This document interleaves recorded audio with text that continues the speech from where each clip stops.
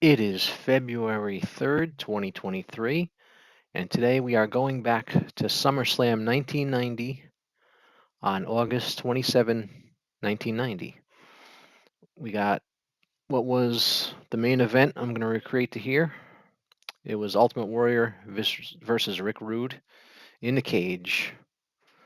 And in the original match, they had Escape the cage to win, but I set it to pin only because I like cage matches where they have to pin, like the first Starrcade in 1983, Ric Flair and Harley Race was a pin cage match.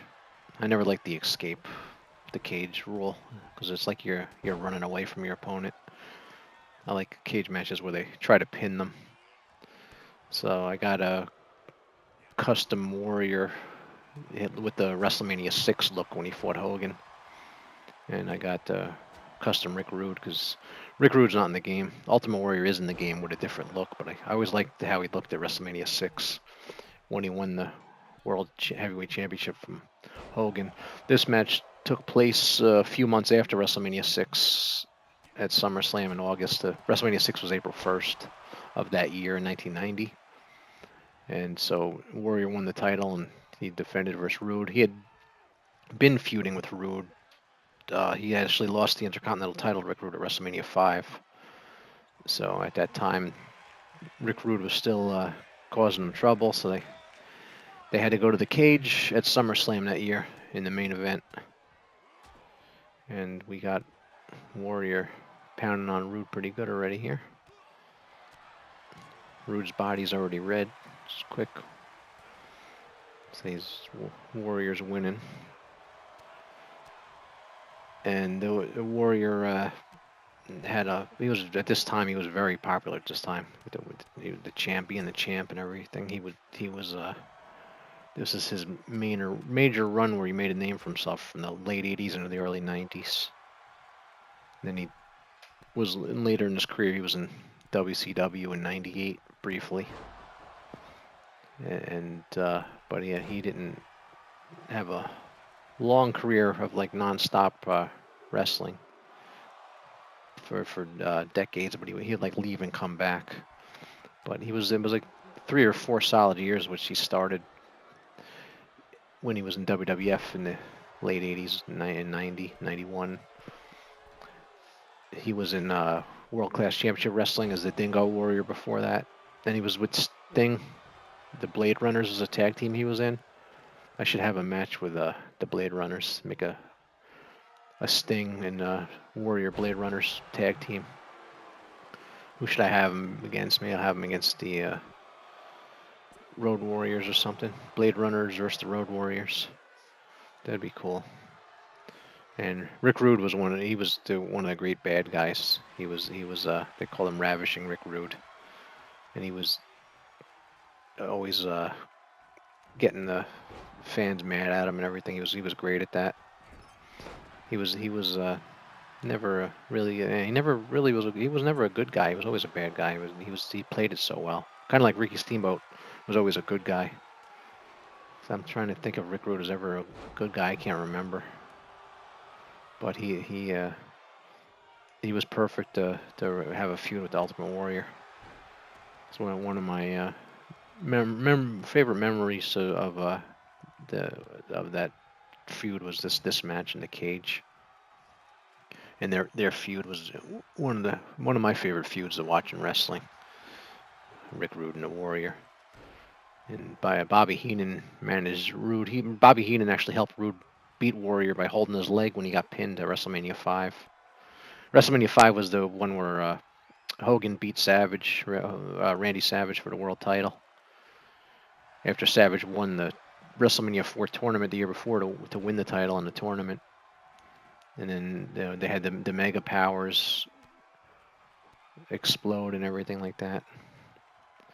And then Rick Rude was part of DX. And Rick Rude was he was the guy that was on Raw and Nitro the same night in 99 or 98. I forget what year it was, and somewhere in there.